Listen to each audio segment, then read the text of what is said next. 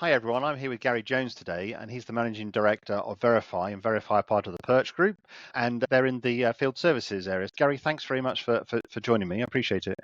Thank you, Chris. Appreciate it. I know you guys are sort of like you set up with like new branding, etc. How are you finding it in terms of like field services and like on the doorstep meeting customers, etc. at the moment in terms of the current environment? What are some of the trends that you've been picking up on? That's an interesting question, Chris. Field services has been around for quite a long time. And obviously, since the FCA became part of the regulatory process from 2014 as such, a lot of the field services started to diminish slightly in terms of working with financial services. However, the utility sector has always been quite keen on using the field visit process. So in terms of going back to your question, the sort of things that we're seeing out there when we're going out visiting customers these days is obviously the vulnerability issues that we're seeing now, the welfare requirements. Obviously, there's issues where you're going out to see customers that are in financial difficulty. When we're obviously out there, we're not there as debt collectors in the field. What Verify do is we gather and collate information and feed that information back to our clients, and therefore our clients are then in a better position to make a decision where that particular customer needs to fall within a particular strategy. So the sort of things, as we say, we're finding is around the vulnerability piece, and obviously monetary issues are a key concern out there in the marketplace. Do you think the vulnerability piece is changing? Are you noticing any sort of like changes in demographics? So particularly, we had the pandemic, and now we've got like cost of living crisis. Is it subtle enough to pick up some of those changes that are happening in even in different parts of the country? Yeah, absolutely. You tend to find, you particularly start looking around the northwest of the country, you tend to find a lot of cost of living crisis issues there as well. And again, with the cost of living crisis, you've also got the increased situation around the vulnerability, mental issues around the vulnerability, anxiety, and those sort of things where customers are quite open about the fact that they're suffering from stress, suffering from anxiety, and that cost of living situation is obviously adding fuel to that particular fire. Yeah. What do you think is driving the change, do you think? Like the increase, particularly there's been a lot of talk around like mental health as an example. And so I'm trying to pick up on those things and that sort of personal contact, you can probably pick up on it, I would think. What do you think is driving it? It's an interesting one. We've always said it that obviously COVID and that lockdown had a huge impact on a lot of people for all sorts of reasons. And you can cut across numerous age brackets there where lots and lots of people have suffered because of that lockdown process. And that seems quite evident when you're out there talking to people. As I say, anxiety seems to be the key driver. And obviously with that, you've got young families there as well. They've got young mothers and fathers and so forth and so on, with young children that are obviously suffering with that cost of living crisis as well. Is just impacting what they're trying to achieve. They're trying to get themselves out of a situation, and obviously the cost of living crisis is obviously driving them back down into that poverty-stricken position, unfortunately. Yeah. And how are you finding reactions from customers on the doorstep? I know historically there's been quite a lot of focus on like field services, or used to be doorstep collections in particular. And I know the world has changed since then. Yeah. And there was an interesting study. I don't know if you're at the CSA conference this year. I know they've done some data around what's our interaction with debt collectors, particularly since the advent of the FCA and all the stuff around vulnerability, etc. What kind of reaction do you get now when you're actually on the door? Is it similar in terms of being a bit of a surprise in terms of actually there to help? No, if I'm honest, one of the things that we do when we go and do a visit is we try and do a survey at the same time and try and understand, is there a particular reason why you've not engaged with our clients? And again, we're starting to capture that sort of level of information. And again, the sort of the outputs that you're getting from that are buried my head. I've got cost of living issues, I've got family issues, I've got all these sort of issues that we're picking up through the survey. We're feeding those back to clients. It's quite interesting in some of the visits that we've undertaken where literacy is a problem as well, where we've gone out there to speak to a customer to maybe reconnect them back to our clients, and we're talking about the letters that have gone out there, and these customers are saying, look, I didn't really understand the content of the letter, the words, I didn't understand what this meant and what that meant. And that's been an interesting one for us because, again, we've been feeding that back through into Perch Group and ACI for them to look at their lettering and like change that lettering somewhat so it's easier for the customer to understand in terms of why they're communicating with them and what we're trying to achieve from this. Because like you said, years ago it was a debt collection process. You'd knock the door, you'd be looking to get that customer into a payment plan. That's not necessarily the case now. It is about gathering and collating information and feeding that back to client for all the right reasons. So everything we do is through our app, and we'll capture all the relevant information as we go through that process to make sure that when we send that output file back to the client's got all the relevant information to be able to decide what those next steps may be. And that's breathing space. It may be moving them into different alternative strategies around vulnerability. We see a lot of things around signposting now. And again, we'll advise customers while we're there about seeking free advice. And again, that's all in our letters when we're at the door. So we try to guide that customer through that process. One of the things I've been talking to is the Vulnerability Services Register.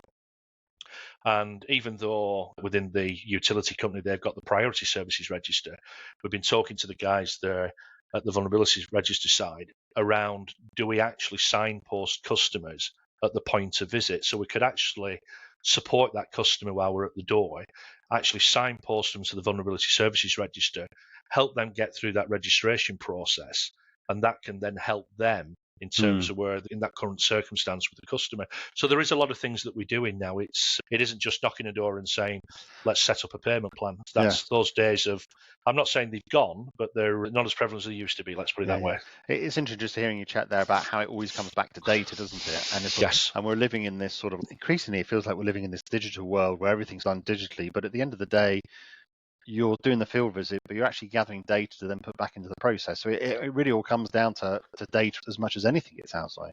Yeah, absolutely. Most of our clients, or I say most, will undertake some form of data cleansing before the account is sent to field, but not all. And we'll have some clients where we'll go out and do visits and we'll find 30% of those visits have gone away. Whereas with the stuff that we're doing within the Perch Group and all the data cleansing at the front end, we've brought down that gone away rate to single digit figures. So we're actually using the data at the right time to get out there. And where we are finding gonaways, those gonaways have normally appeared within 4 to 6 weeks of us doing that visit. So that's a timing issue. But yeah, you're right. Data is key and critical to what we do. Yeah, and I suppose just going back to the digital element, I've done a lot of discussion over the last couple of years, and a lot of it's been around digital contact, how to get hold of people, and this is almost like at the other end, isn't it? In terms of like you got real human, physical human to human kind of meeting and greeting in a way and servicing. How do you see those two fitting in? I mean, it sounds like there's still a massive role for it. I mean, but how do you see it fitting in? I mean, we've gone too far to the digital angle. I know some people would say yes. In terms of digital, because if you think about it, you may have sort of 85-90% of the population that are using some form of mobile device or smartphone or whatever. That doesn't necessarily mean that these people are obviously cute in being able to use the technology. So as an example, QR codes. We use QR codes in our lettering when we go out to visit customers. And it was quite interesting that in some instances that were in some of the types of accounts we visited, 30 to 40% of those customers didn't know what a QR code were. So we're trying to help them to do a self-serve sort of situation. But yeah, then they're saying to us, sorry, what's a QR code? I don't even know what that means. So when you start talking digital, there is that element around that educational process that not everybody is savvy in that digital space. So actually going out there and seeing those customers and being able to interact with them at the door is obviously, that's the route that what Verifies is all about. And it's proving to be successful in terms of what we're doing in terms of that data gathering exercise. Do you think we're leaving customers behind with the with the rush to digital? We all get, as the industry, all get very excited about new things, particularly shiny new things or new ways of doing things. Do you think we're leaving some customers behind? Because you probably see that much more at the sharp end of it, in terms of like where people do have literacy issues, or where they do have intelligibility issues, or they do have just understanding of or even access to digital technology. Yeah, I think there is a risk in terms of that. And I know that from the customers that we see at the door, and I still go out there as well. Part of what I do is I want to make sure that when I our agents are out there working. I want to see that the app's doing the right thing, our agents are safe, and we are doing the right thing in terms of customer engagement. But yeah, the customers that we can generally see do have literacy issues, do have difficulty understanding the technology age that we're in today. And as much as I think it's a great thing throwing new tech out there, I think it's absolutely the right thing is try and bring down your servicing cost is great, as long as you're getting the right levels of outcome. And the customer journey has to be prevalent to that process. And I think that's where the field visit can add value to that overall customer journey. Yeah, certainly feeding that stuff back upstream seems like, I mean, definitely opportunity for process improvement. But you've got to get the data right in terms of capturing the data, even in the field services, to make it usable, I'd imagine. Yeah, absolutely, and I think that's what we've done when we decided to do Verify, and working with people like Andrew Bartle, who I know really well. He's a data geek in terms of wanting to use data to be able to manage processes in terms of getting the right outcome. And it's so interesting at the moment that the amount of data that we're processing through the field element, feeding that back into Perch Group and ACI, and it's then saying, what's this telling us? And as I said before, the literacy things telling us around letters and communication. We know that not everybody's confident with using QR codes and that type of thing. So you're sending out letters with QR codes, people don't really understand doing it. But then the other thing as well, not everybody wants to talk to somebody in a contact center. Sometimes they just want to be able to set something up without having to go through that I&E process. Sometimes they may just want to say, look, this is what I can afford, this is what I want to pay, and therefore giving the customer the ability to self-serve is really important. Yeah, I think the whole issue around people sticking their heads in the sand and not wanting to address an issue is interesting. And you give me direct feedback around that in terms of some of the things that you're hearing. How do we make progress in terms of trying to avoid that? What's your kind of view or the feedback back to the upstream process to try and get people to take action? Because obviously that's a better customer outcome with lower balances, right? So for customers, what's the feedback, or what would your team say? Look, these are the issues of how you actually do it. Yeah, that's a valid question, Chris. And it's a difficult one because when you start to look at the customer base, the client base that we go out there to see, there are those customers that won't pay.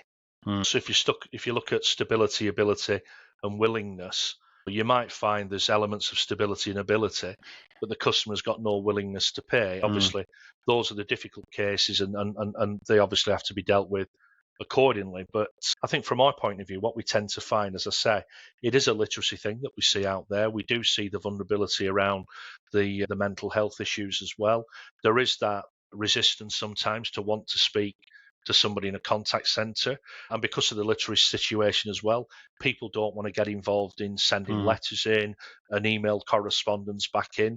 So it's a difficult one, and I think what we're trying to do with Verify is we're going to use that data as we start to build these data sets up over the coming months and years, and that's going to help us try and determine the best time to contact. It's also going to try and help us determine the best properties to visit as well. And I don't mean saying let's go and visit a £500,000 detached property versus some social housing. It doesn't mean that. It just means that actually there's different approaches to different demographics, and I think that's the key piece that we're picking up through the field visits at the moment. Yeah, it's interesting. Do you think you'll ever move to doing field visits even earlier upstream in the cycle? Because very much when we're talking about, I suppose, late stage collections. But do you think it sounds like, is there an opportunity to do that almost like an early stage collections if you can get that demographic right to address people who they don't want to do it digitally, they don't want to talk with a contact center? If you tried those things, you need to do something differently. Do you think is that a direction of travel? Absolutely. And we're starting to test that process now. We're saying an account's loaded, actually, with a particular demographic, actually what we can do is take out email 1, letter 3, or whatever the process needs to be, and actually move that account to field that little bit sooner. We've already done that on what we classify as live debt. So where a customer is maybe 1 payment down or 2 payment down on a live account.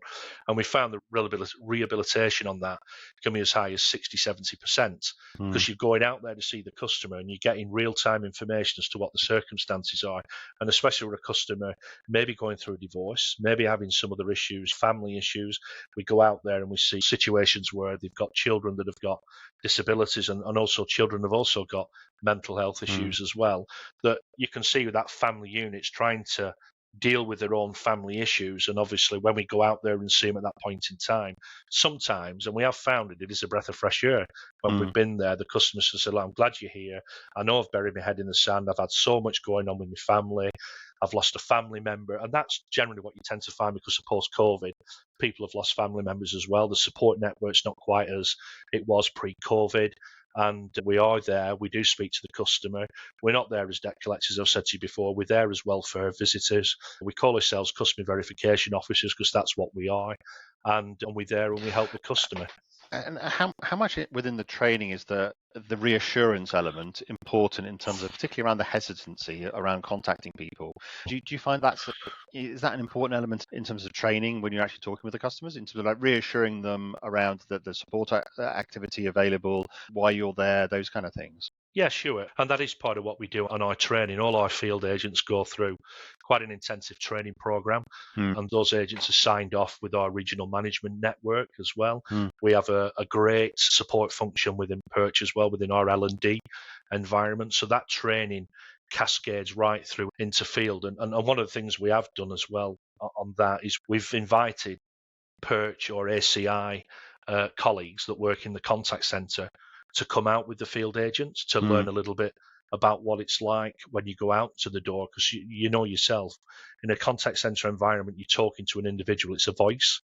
It's the point that when you get to the door and you start to talk to that customer, you're there, you're looking at that individual, the body language is there, you're picking up on any signs of issues like the vulnerability. You might get to a property, you might see there's a ramp, there might be arm supports there, you may find all sorts of things there. And obviously the field agents from ACI that have been out with my guys have found it really invaluable to learn that other side of what it means to go out on a field visit. Yeah, there's almost like a bit of a graph, and there's a little bit of a graph between almost like letters, which is like a one-way conversation. It's relatively cheap, but the richness of the information is quite low.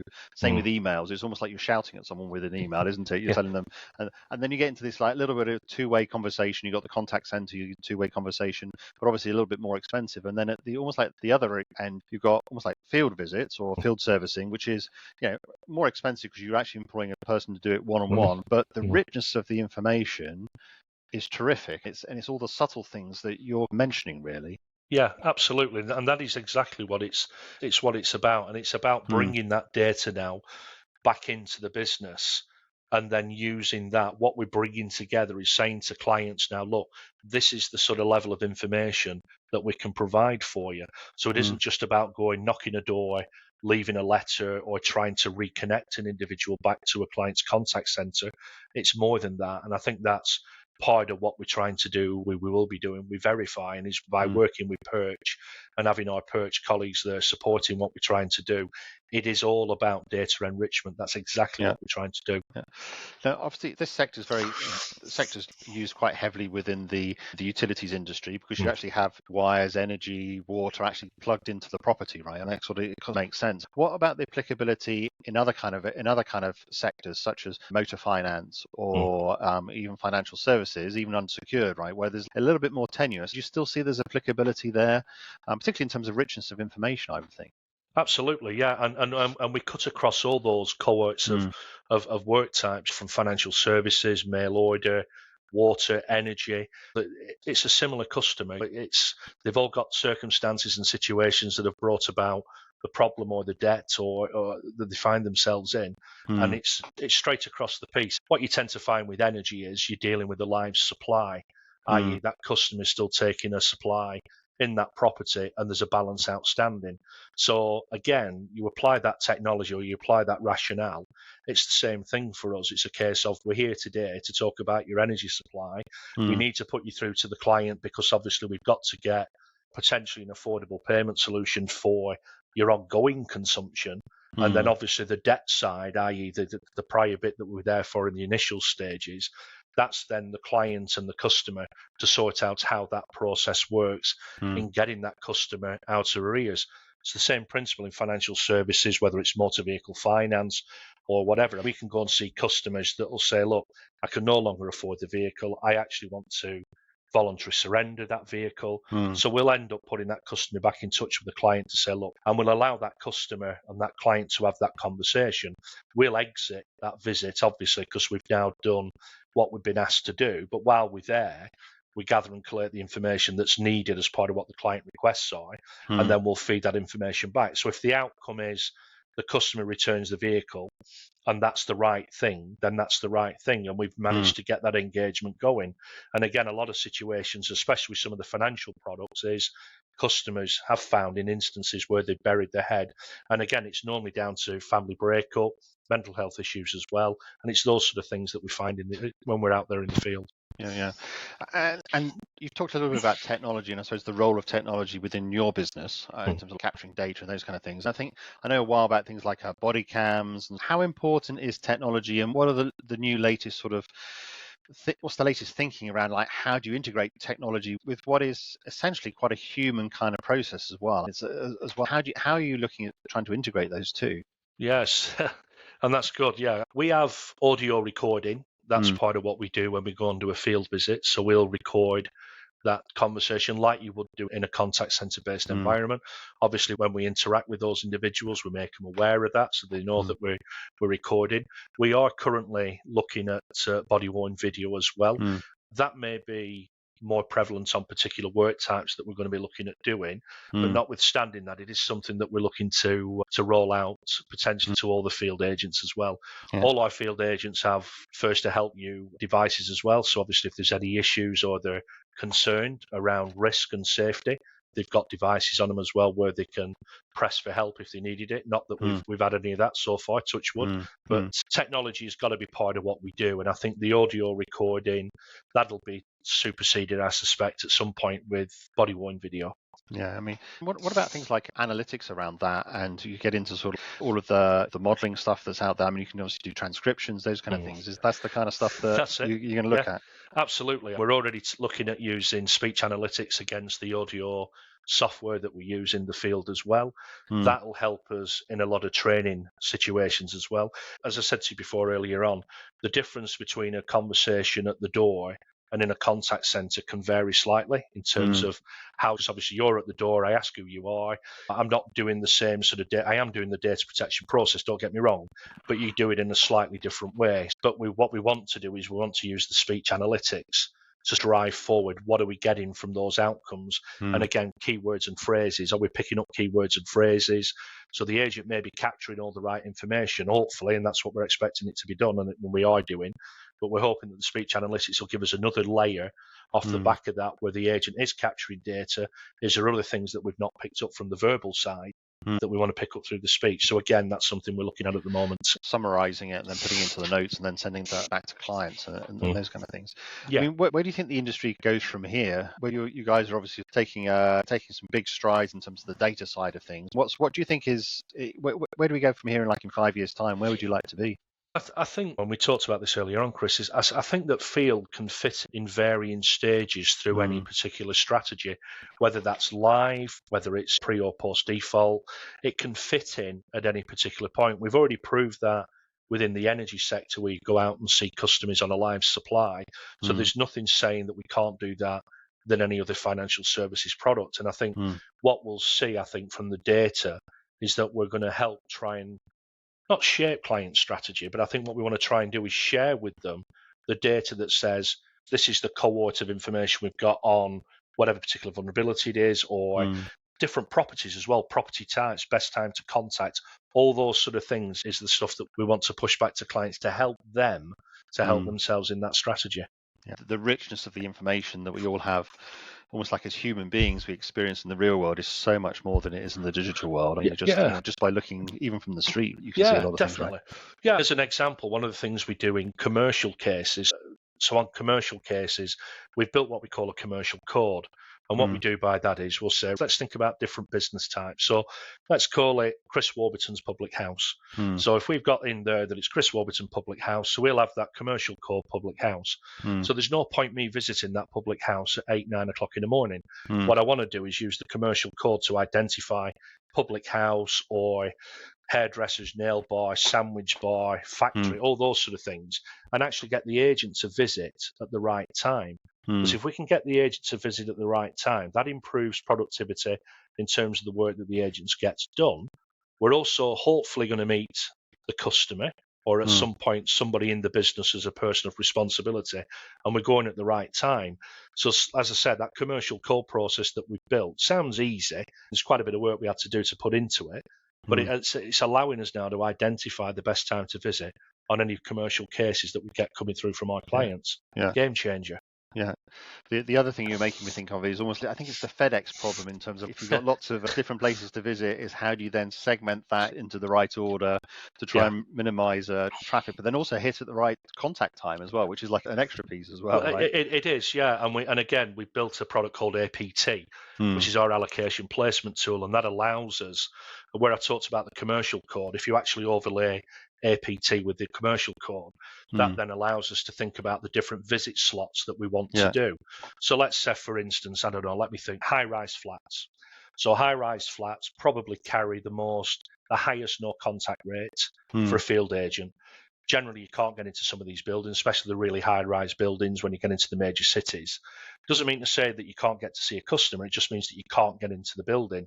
So then what we're trying to do is play around with the different visit time slots for when's the best time to visit. And those are the sort of things that we do in an APT, is allowing us to play around with those time slots to make the best opportunity to do that visit. So some properties, it might be, right, let's go out there between 8 and 12. Some might be between 12 and 4. Others will be between 4 and 8. So it's that type of thing that we're building through our technology process. Yeah, I think the whole thing's fascinating, and we tend to think of it very much in terms of it's all digital or it's all human contact, and you're just illustrating how it's really probably going to become a bit of a blend, right? And the edge cases around how we actually blend it together is actually going to be quite important, I think.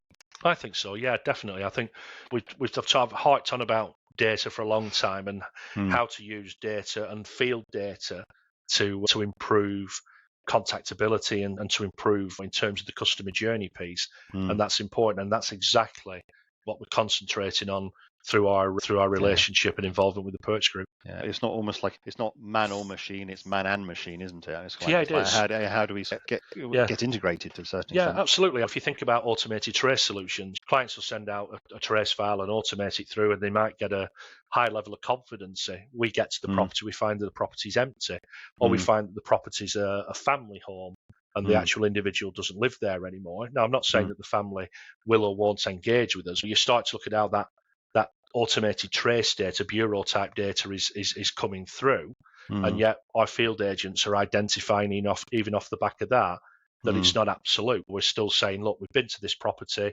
the property was a social housing property, and that property is now empty. We've got it, we take the physical evidence, we take the photographs, and we identify all the reasons why it's empty, and we feed that back to client. But then what we're looking at is then saying, let's go back to the trace data.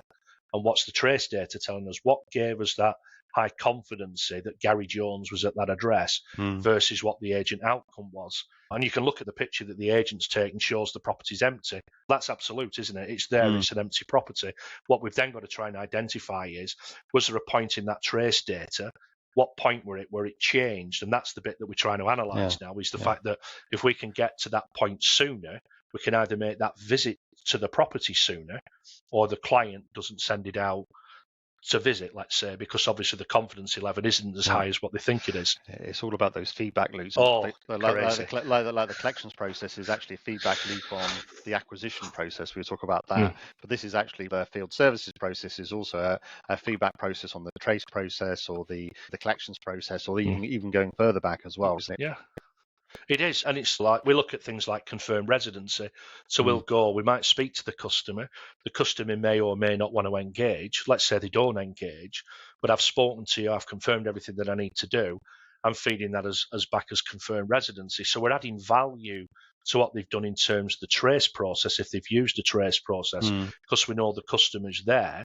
What we've then got to try and work out is why there's no engagement. And again, if we can ask that customer, all right, you don't want to get reconnected back through to our client. Is there any particular reason why? I don't want to talk to them. So we'll always leave a letter with them explaining the reason for the visit and that sort of thing. And if the customer says, I'd rather just set up a direct debit, I don't want to ring anybody, well, there you are. There's a link on this letter here. You can use the QR code. If you don't know how to use a QR code, we can show you how the QR code process works. So we'll educate that customer if that's what they need. And if that means that allows them to self-serve without having to ring through to a contact centre, that works. And then even where we have got confirmed residency, we know that 30 to 40% of those customers where we have engaged with that haven't engaged with our client at the point of visit are actually getting in contact with our client through either a self-service process or actually ringing the contact centre. So therefore, potentially reflecting on the fact that the visit's been undertaken. Yeah, just because you got them over the threshold, haven't you? Yeah, to some extent, yeah. And we're not there for any other reason than just to engage with them and to verify and validate the information that we're there to validate. Yeah, Gary, it's a fascinating topic. I really appreciate making the time, and that whole piece around data, I think, is fascinating, and how it's going into what will be the field services process. Really like adopting that, and so then into integrating into just making better customer outcomes through the process. Really, it is all about that customer outcome process. That's part of what we're trying to do. We're seeing it in the field. So if I'm seeing it in the field, I should be able to report it back to the client, and the client should be able to act upon it.